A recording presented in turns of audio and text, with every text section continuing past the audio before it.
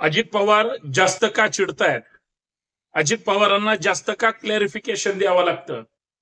अजित पवारांवर भाजपचं विशेष लक्ष आहे. भाजप छुपा अजित पवारांना टार्गेट करण्याचा प्लॅन आखतोय का? प्रत्येक वेळी अजित पवारांना टार्गेट करण्यासाठी कुणाला तरी पुढे केलं जातंय का? अजित पवारांना आता या सत्तेतले 2.5 वर्ष पूर्ण झाल्यानंतर काय मिळणार? महाराष्ट्राची प्रमुख जबाबदारी अजित पवारांवर येणार आहे म्हणून भाजप अंतर्गत विरोध पवारांना जास्त वाढतोय का? तिन्ही पक्षाचं सध्याच्या सरकारमध्ये असलेलं अस्तित्व भाजपने सगळी सत्ता ताब्यात घेऊन दोघांना सुद्धा अस्वस्थ डळमळीत ठेवलंय का? सगळ्यात महत्वाचं, अजित पवारांना सतत बदनाम करून अजित पवारांच्या विरोधात काही वाचाळवीरांना सुपाऱ्या देऊन भाजपचे किंवा सत्ताधाऱ्यांचे पेड कार्यकर्ते म्हणून काही लोक पवारांना टार्गेट करतायत का? कारण त्याशिवाय अजित पवार आजपर्यंत महाराष्ट्रानं कधीही अस्वस्थ झालेले पाहिलेले नाहीत. अजित पवारांना सगळं माहिती आहे त्यांच्या विरोधात षडयंत्र कोण रचतंय, पण बाप बडा ना भैया सबसे बडा रुपया म्हणून सत्तेला चिटकून राहण्यातच अजित पवार धन्यता मानतायत का? अजित पवारांना खरंच मुख्यमंत्री पदाची संधी आहे, ती मिळणार आहे, परंतु ती मिळू द्यायची नाही. आपण 10-20 आमदार अजून दुसरीकडून गोळा करू आणि या दोघांना बाजूला सरकू असा काही नवीन प्लॅन देवाभाऊंनी आखलाय का? या सगळ्या मुद्द्यावर मित्रांनो चर्चा करायचे. विषय गंभीर आहे. सर्वांना सप्रेम जय जाऊ, जय शिवराय, जय भीम, जय महाराष्ट्र. मी संतोष शिंदे. या सामाजिक विचारपीठावर आपल्या सर्वांचं मनपूर्वक हार्दिक स्वागत. विनंती एवढीच आहे, व्हिडिओ शेवटपर्यंत पहा, जास्तीत जास्त शेअर करा. नवीन असाल, तुम्ही अजित दादाचे भक्त असाल, व्हिडिओ नाही पाहिली तरी चालेल, पण तुम्ही अगोदर दादांच्या विरोधात जे काही वेगळे षडयंत्राचा डाव चालू आहे, एक मनुवादी कावा चालू आहे, तिकडे लक्ष द्या, तो ओळखा. तुम्हाला या व्हिडिओ मधून त्याची खरी सूत्र आणि अजितदादांचे खरी शत्रू कोण हे नक्कीच कळाल्याशिवाय राहणार नाही असं मला वाटतं. कारण आजपर्यंत अजित पवार नावाचा व्यक्ती महाराष्ट्राच्या राजकारणामध्ये सत्तेत जास्त करून आणि विरोधात काही अंशी राहिलेला माणूस आहे. इतकं चिडलेलं या 4-6 महिन्यात, वर्षभरात अजित पवारांचा पारा जास्त वाढलाय. त्यांना जास्त बोलावं लागतं आणि नको त्या गोष्टीचं क्लॅरिफिकेशन करावं लागतं. ते दादा आता वेगळे दिसतायत. याच मुद्द्यावर मित्रांनो चर्चा करायची, म्हणून सर्वांचं या चर्चेमध्ये हार्दिक स्वागत. अजित पवारांनी शरद पवारांना सोडचिठ्ठी दिली, भाजप सोबत गेले. काहीतरी मोठं शिजलं असावं, कारण जो शिंदे गट उद्धव ठाकरेंना सोडचिठ्ठी देऊन भाजप सोबत आला, देवेंद्र फडणवीसांनी कशा पद्धतीनं हे सगळं मुळी बांधली, कडगुळ गोळा केलं, हे उभ्या महाराष्ट्राला माहिती आहे. अपक्ष आमदारांना सुद्धा एका फोनवर बच्चू कडू सहित देवाभाऊंनी थेट सुरतला पाठवलं होतं आणि तिथं परत गुवाहाटीला पाठवलं होतं. ते देवाभाऊ सुद्धा खरं बोलतात, पण त्या देवाभाऊच्या मनात त्यावेळेस काय होतं आणि आता काय आहे? अजित पवारांना कदाचित त्यांनी शब्द दिलाय की मी मुख्यमंत्री पहिला होतो, आता एकनाथ शिंदे होते, आता तुम्हीच एकटे फक्त मुख्यमंत्री टॅग लावायचे राहिलेत. वेळ पडली तर परत सत्ता आली, आताच्या विधानसभेला 2024च्या बहुमत आलं तर जिसकी संख्या जितनी भारी त्याला पहिलं प्रतिनिधित्व. आणि तसंही फडणवीस मुख्यमंत्री होणार होते हे मोदींनी पण दगडावर लिहून ठेवलं होतं आणि शहासाहेबांनी सुद्धा काळ्या दगडावरची पांढरी रेष हे खडू सहित देवाभाऊच्या हातात दिली होती. कारण 1 नंबरवर असणारा माणूस एकनाथ शिंदेच्या काळात 2 नंबर होता. कदाचित ते देवाभाऊंना जिवारी लागलेलं होतं, परंतु ते सगळं देवाभाऊंनी पचवलं. आता 2.5 वर्षाचा कार्यकाळ देवाभाऊचा पूर्ण होतोय, परंतु भाजपच्या आमदारांच्या नेत्यांच्या स्वतः देवभाऊंच्या मनात एक सल आहे, हे तुम्ही जाणीवपूर्वक लक्षात ठेवा.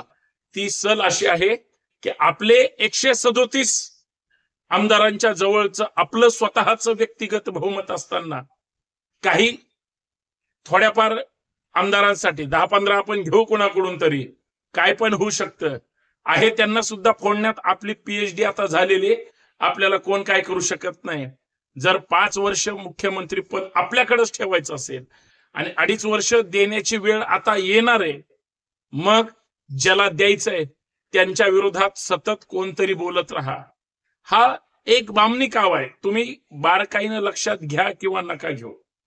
परंतु मला ज्या गोष्टी कळतायत, दादांना अस्वस्थ करायचं, त्यांच्यावर सतत आरोपाच्या फैरी झोडायच्या, वेगळे घोटाळे किंवा वेगळे त्यांचे जे आमदार आहेत,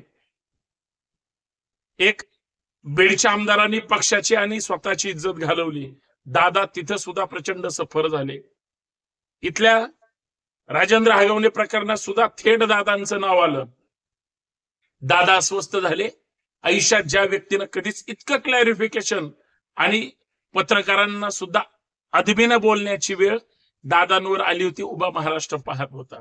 दादांना मानसिक दृष्ट्या, वैचारिक दृष्ट्या आणि शारीरिक दृष्ट्या अस्वस्थ करण्याचं कारण तेच आहे की ओळखून जा तुम्ही आता हळूहळू खुर्चीच्या जवळ जाणार आहात, पण ती तुम्हाला मिळू द्यायची नाही.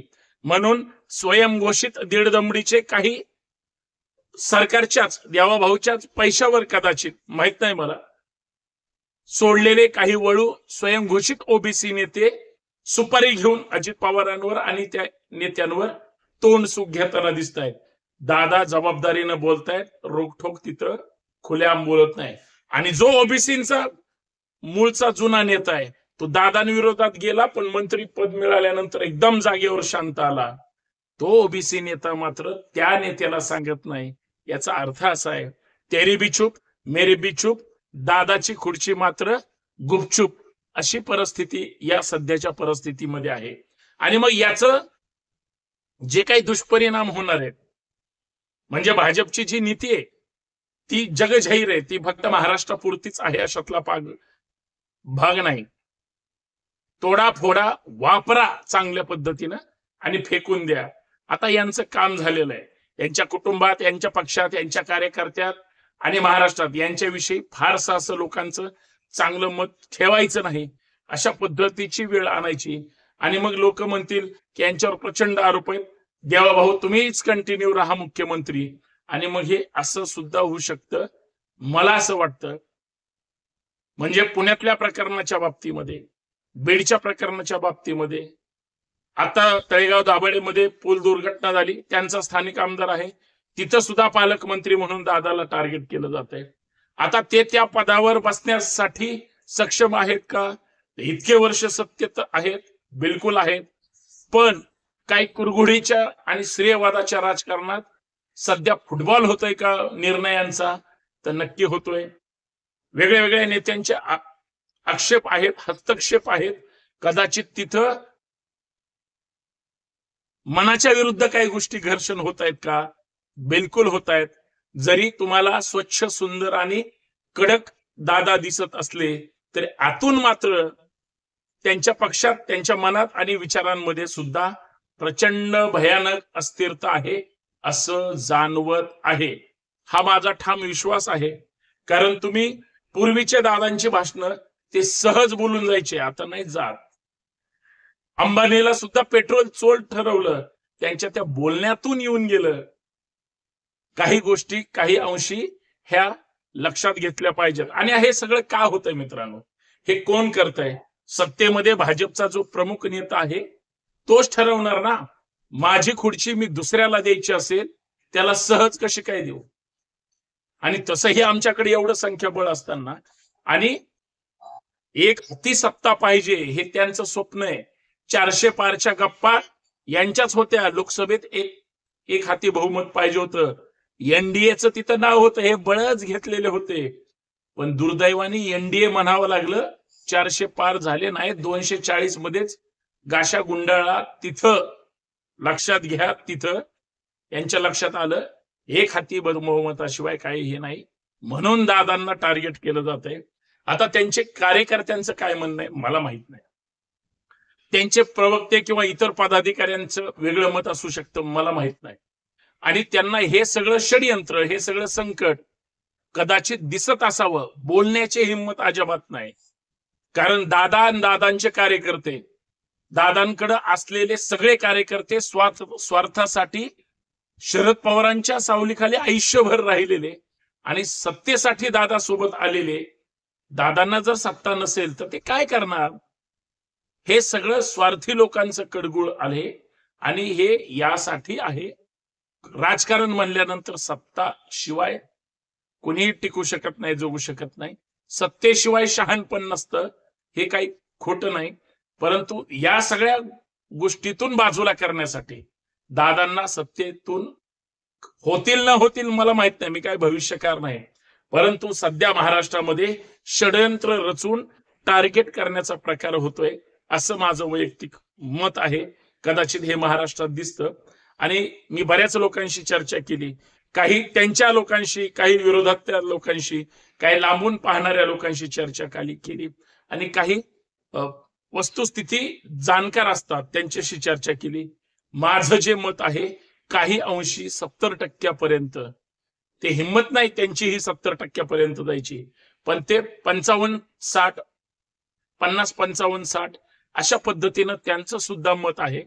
मला एवढंच म्हणायचंय, महाराष्ट्राला एक नवा मुख्यमंत्री मिळण्यासाठी जर तो व्यक्ती गुडघ्याला बाशिंग बांधून उभा असेल आणि फक्त डिस्टर्ब करून त्याला त्या स्पर्धेतून बाजूला करून 5 वर्ष जर आपल्या हातातच सत्ता पाहिजे असेल, ती असली पाहिजे हे त्यांचं मत काही गैर असायचं कारण नाही.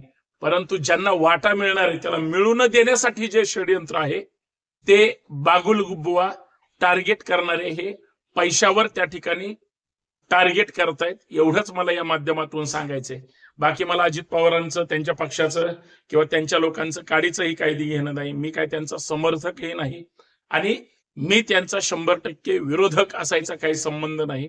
शेवटी जो स्वतःचं कर्तृत्व सिद्ध करून सत्तेमध्ये बसतो तो लांडीलाबाडी करून आलेला असू द्या किंवा त्याच्यानंतर त्यांनी सत्तेमध्ये स्वतःची जागा मिळवलेली असू द्या, शेवटी त्यांच्या पाठीशी त्यांचा संघर्ष आहे.